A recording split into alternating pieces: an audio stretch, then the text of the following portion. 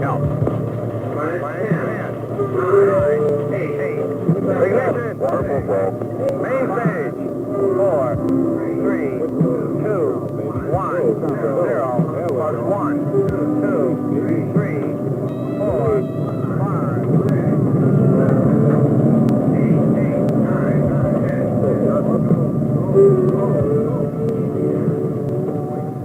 The first successful launch of Atlas,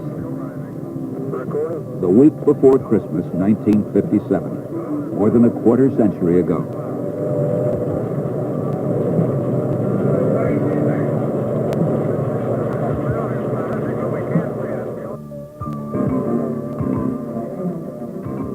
In a crash program of the highest priority, Atlas was created by General Dynamics in response to the need for an intercontinental ballistic missile to guarantee our national security. So pressing was the national need for Atlas that its launching sites were being designed and built even before it proved itself in flight. 35,000 people worked across the nation in one of history's remarkable engineering and construction projects.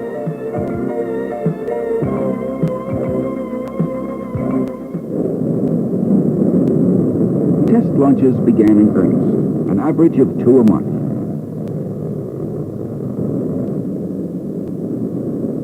In December of 1958, only a year after the first successful launch, Project SCORE placed an entire Atlas in Earth orbit. Aboard were a tape recorder and transmitter which beamed this message around the world.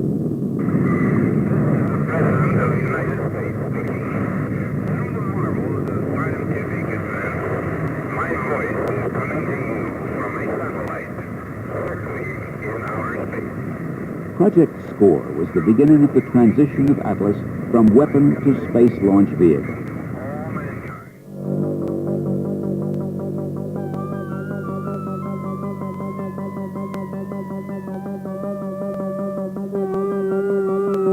Reliability took on an entirely new meaning when Atlas was chosen to be the orbital booster for Project Mercury, America's first man-in-space program. Good Lord, ride all the way. Godspeed, John Glenn. 10, 9, 8, 7.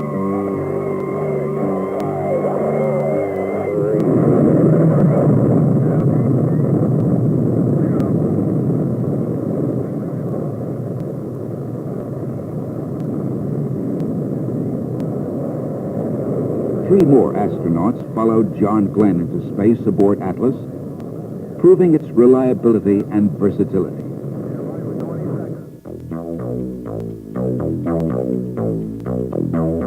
Since Friendship 7, there have been more than 350 Atlas launches on many challenging and diverse missions.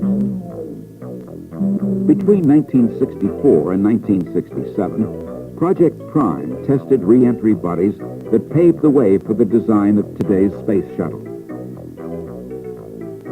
Atlas sent Ranger 4 to the moon for the first hard landing. Mariner 2 was the first interplanetary probe past Venus.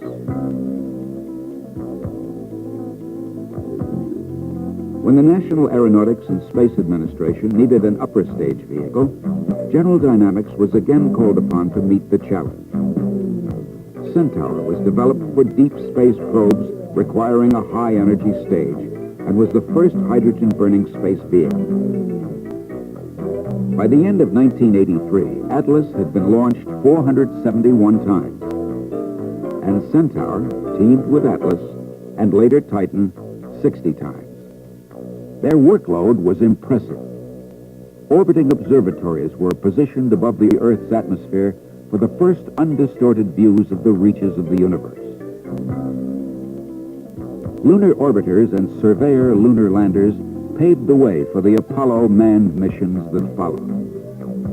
The Mariner spacecraft orbited Mars and provided television pictures and scientific data from Venus and Mercury. Pioneer 10 flew by Jupiter, escaping the solar system in 1980.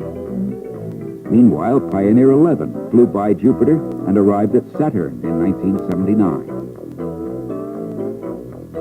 Vikings 1 and 2 searched for life on Mars. 2 Voyagers made a 4-year journey to Saturn, arriving in 1981. 3 high-energy astronomical observatories were launched by Atlas and Centaur to study such mysteries of the universe as pulsars, black holes, neutron stars, and supernovae. Networks of orbiting Intelsat satellites, from Intelsat 4s to the present 5As, have been launched by Atlas Centaur and now link the continents, providing telephone, telegraph, data, and television communication. Today, more than 25 years after the first Atlas launch, which was on June 11th, 1957, we are introducing the beginning of another generation to the ever-continuing evolution of the proud Atlas family. I think this is indeed a real tribute to the durability and acceptability of the Atlas system to have sustained a production run over a period of years much longer than even the Model T or the DC-3. And so without further delay, ladies and gentlemen, I would like to present the newest member of the Atlas family, the Atlas H.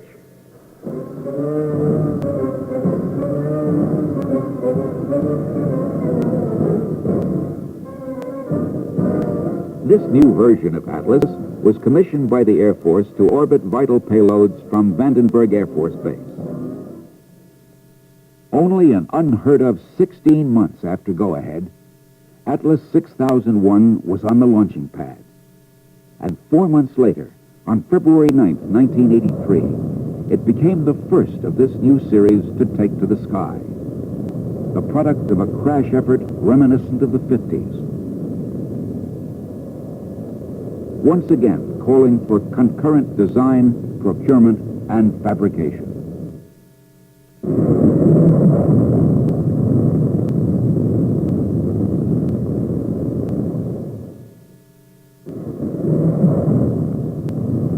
Three H's were launched in less than a year, with more to follow.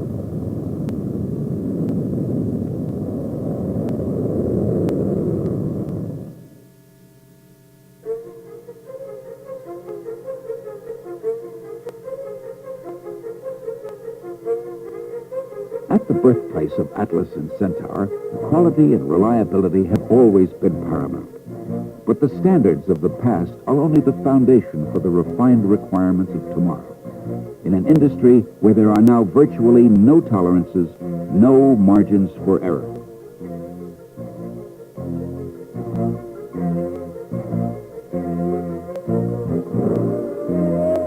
How does General Dynamics meet these standards? How do we ensure that every flight is perfect?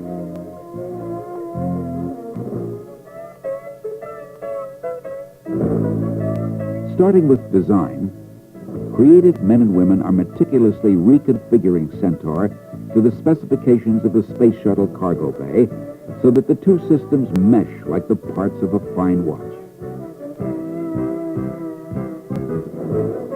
Elsewhere, computer-aided specialists see that the materials and components needed in the manufacturing process are procured from qualified vendors, selected by means of a careful screening process. They, too, must meet firm commitments in schedule and exacting standards of quality. The men and women in the factory are specialists, too, craftsmen capable of working to extremely close tolerances, particular about their task, consistently achieving their goal of 0 defects. This Atlas Centaur team brings together more than 6,000 components to create a launch vehicle system that is truly greater than the sum of its respective parts.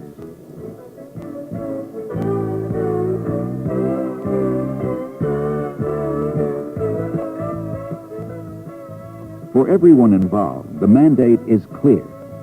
In these remarkable programs, the goal is 100% reliability, with no compromise in quality. Because today's payloads are valued at up to $200 million.